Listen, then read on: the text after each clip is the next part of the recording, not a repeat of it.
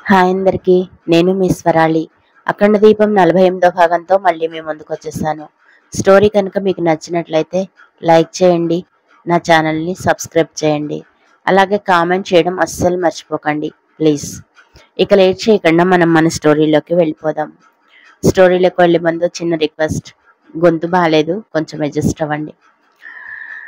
అర్జున్ చెప్పిన మాటలు విన్న సంతోష్‌కి నవ్వు వచ్చింది.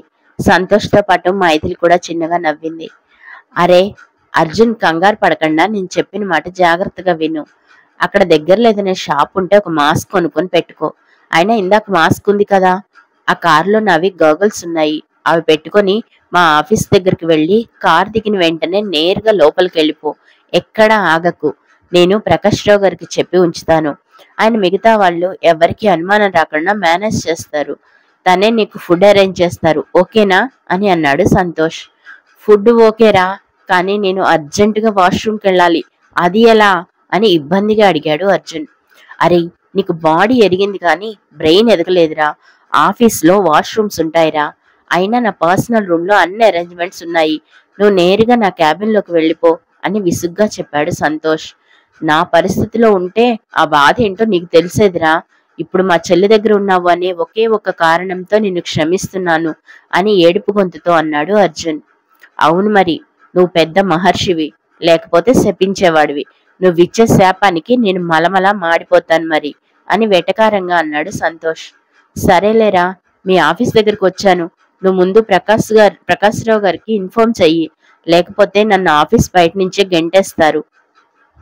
అసలే నా పరిస్థితి బాలేదు.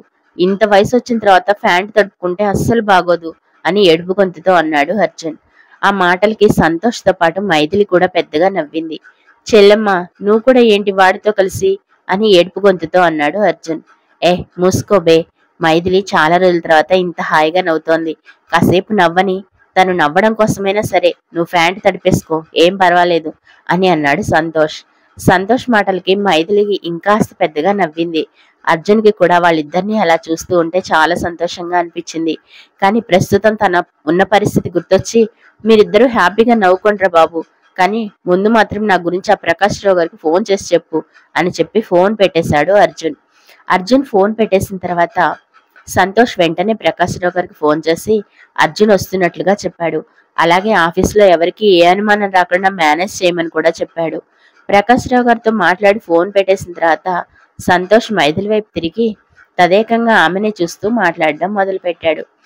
చూసావా, నీ దగ్గరికి రావాలి అంటే నేను ఎంత కష్టపడి వస్తున్నానో అది అర్థం చేసుకోకుండా నువ్వేమో ఏదేదో ఊహించుకొని నన్ను ఇలా దూరం పెడుతున్నావు అని బొంగమూతి పెట్టుకొని అన్నాడు సంతోష్. మైథిలి మంచం మీద నుంచి కిందకు దిగి సంతోష్కి దగ్గరగా వెళ్లి అతని ముగ్గ మీద గట్టిగా ముద్దు పెట్టుకొని అంతే వేగంగా తలుపు తీసుకొని బయటికి వెళ్ళిపోయింది. మైథిలి అలా ప్రవర్తిస్తుంది అని ఏమాత్రం ఊహించని సంతోష్ నిజంగానే షాక్ లో ఉండిపోయాడు. కొద్దిసేపటి వరకు ఆ షాక్ నుండి కోలుకోలేదు. అక్కడి నుంచి బయటికి పరిగెత్తిన మైథిలి నేరుగా అమ్మమ్మ దగ్గరికి వెళ్ళి కూర్చుంది. ఏంటే మనవరాలా, మీ ఆయన వచ్చాడు అన్న సంతోషం నీ మొహంలో కనిపిస్తోంది. మరి వాడిని ఒంటరిగా వదిలిపెట్టి ఎందుకు ఇక్కడికి వచ్చావు అని అడిగింది అనసూయమ్మ. అదేం లేదు బామ్మగారు, ఆయన కాసేపు రెస్ట్ తీసుకుంటాను అన్నారు, అందుకే నేను ఇక్కడికి వచ్చేసాను. మిమ్మల్ని ఒక విషయం గురించి అడగచ్చా? మీరేమీ అనుకోరు కదా అన్నది మైథిలి. నువ్వు ఇంతగా అడుగుతున్నావు అంటే ఖచ్చితంగా నాకు కోపం తెప్పించే విషయమే అయి ఉంటుంది. ఇంతకీ ఏంటో చెప్పు అని నవ్వుతూ అంది అనసూయమ్మ. నేను ఆ ఇంట్లో ఉన్నప్పుడు అన్నీ ఆయనకి ఇష్టమైన వంటలే చేసి పెట్టాను. ఆయన నా చేతి వంట మిస్ అవుతున్నారటమ్మమ్మ. ఈ ఒక్కరోజు ఆయనకి ఇష్టమైనది ఏదైనా సరే ఒక్కటంటే ఒకటి నేను చేసి పెట్టినా ఇంకెప్పుడు వంటగదిలోకి వెళ్ళను, ప్రామిస్ అని అంటూ అమాయకంగా అడిగింది మైథిలి. తన భర్తకి తన చేతులతో వంట చేసి పెట్టాలి అని మైథిలి అనుకోవడం చూసి అనసూయమ్మ గారికి చాలా ముచ్చటగా అనిపించింది. మైథిలి చెవి పట్టుకొని నెమ్మదిగా మెలిపెడుతూ, దొంగపిల్ల, నీ మొగుడికి వంట చేసి పెట్టడానికి నా పర్మిషన్ అడుగుతున్నావు అంతే కదా? సరే వెళ్ళు, ఈ ఒక్కరోజే. ఆ తర్వాత నుంచి నువ్వు వంటగదిలో కనిపిస్తే ఊరుకొని చెప్తున్నాను అని అన్నది అనసూయమ్మ. థ్యాంక్ యూ బామ్మగారు, మీరు చాలా మంచివాళ్ళు అంటూ అనసూయమ్మని గట్టిగా పట్టుకొని ఆవిడ బుగ్గ మీద కూడా అనుకోకుండా ముద్దు పెట్టేసింది మైథిలి. సేయ్, నేనెవరనుకున్నావే? నీకు బామ్మనవుతాను. మీ ఆయన అనుకుంటున్నావేమో, మీ ఆయన గదిలోనే ఉన్నాడు, వెళ్ళి వాడికి ఇవ్వు ఇవన్నీ అని అన్నది అనసూయమ్మ. మీరు మరీ ఊరుకోండి బామ్మ, అని అంటూ అక్కడి నుంచి వంటగదిలోకి వెళ్ళింది మైథిలి. అనసూయమ్మ మైథిలి ఇద్దరు మాట్లాడుకుంటున్న మాటలు విని కూడా సంతోష్ అక్కడికి వచ్చి కావాలనే మైథిలికి వినపడేలాగా మాట్లాడడం మొదలుపెట్టాడు. ఏంటమ్మమ్మా, నీ మనవరాలతో ఏదో నాకివ్వమని చెప్తున్నావు? నా కోసం ఏమైనా దాచిపెట్టిందా ఏంటి? ఏంటి మైథిలి, నా కోసం ఏమైనా స్పెషల్ గా దాచిపెట్టించావా అని కావాలని పెద్దగా అడిగాడు సంతోష్. వామ్మో, బామ్మగారికి ఇప్పుడు ఈ సంతోష్ గారు కూడా తోడయ్యారు. వీళ్ళకి నన్ను ఆడుకోవడమే పని. అనవసరంగా నేను వీళ్ళకి చిక్కాను ఈ రోజు. మైథిలి, నీకు అస్సలు బుద్ధి లేదే. ఎంత ముద్దొస్తే మాత్రం అలా ముద్దు పెట్టుకుని వచ్చేయడమేనా అని తనని తనే తిట్టుకుంది మైథిలి. మైథిలిని కావాలనే ఏడిపించాలని అనసూయమ్మ గారు కూడా, మైథిలి, మీ ఆయనకు కూడా నాకిచ్చిందే కావాలంట, మరి వచ్చి ఆ సంగతి ఏంటో చూడరాదు అని అన్నది అనసూయమ్మ. బామ్మగారు, మీరు నాకు ఈ ఒక్కరోజు వంట చేయడానికి పర్మిషన్ ఇచ్చారు. నేను చాలా బిజీగా ఉన్నాను. మీరు నన్ను అనవసరంగా డిస్టర్బ్ చేయకండి అని వంటగదిలో నుంచి పెద్దగా అరుస్తూ సమాధానం చెప్పింది మైథిలి. మైథిలి చాలా రోజుల తర్వాత అంత ఉత్సాహంగా పనిచేయడం చూసింది అన్నపూర్ణమ్మ. ఆమెకి కూడా మైథిలి అలా యాక్టివ్ గా ఉండడం చూసి చాలా హ్యాపీగా అనిపించింది. మైథిలి, నువ్వు చాలా రోజుల తర్వాత ఇంత హ్యాపీగా కనిపిస్తున్నావో తెలుసా? పెళ్లికి ముందు ఎలా ఉండేదానివో ఇప్పుడు అలా అనిపిస్తున్నావు అని అన్నది అన్నపూర్ణమ్మ. సునీత కలగజేసుకుని, అక్క, ఇప్పుడు ఆ విషయాలన్నీ మళ్ళీ గుర్తు చేయడం అవసరమా చెప్పు? తను ఇప్పుడు హ్యాపీగా ఉంది కదా, మళ్ళీ అవన్నీ గుర్తుకొస్తే తను బాధపడుతుంది అని చిన్నగా అన్నపూర్ణమ్మకి మాత్రమే వినిపించేలాగా అన్నది సునీత.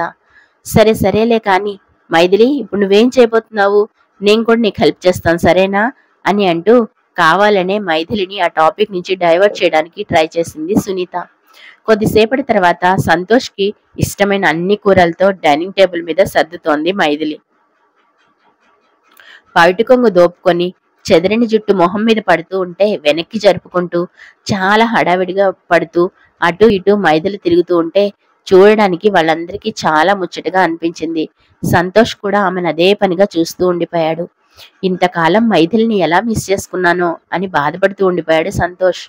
సంతోష్, మా అమ్మాయిని మరీ అంత తినేసేలా చూడకు, తనకి దిష్టి తగులుతుంది అని సునీత చెప్పడంతో ఈ లోకంలోకి వచ్చాడు సంతోష్. ఓ అత్తయ్య, అది నా పెళ్ళం, నేను చూడొచ్చు, తప్పులేదు అని అన్నాడు సంతోష్. అబ్బో అని ఒక్కసారే అక్కడ ఉన్న అనసూయమ్మ, సునీత ఇద్దరూ కలిసి కోరస్ గా అన్నారు. మైథిలి కొసరి కొసరి వడ్డిస్తూ ఉంటే కడుపు నిండా భోజనం చేశాడు సంతోష్. నిజంగా చాలా రోజుల తర్వాత కడుపు నిండా అన్నం తిన్నాను మైథిలి అని అన్నాడు సంతోష్. సారీ ఫ్రెండ్స్, కొంచెం హెల్త్ బాగోపోవడం వల్ల చిన్న అప్డేటే ఇస్తున్నాను.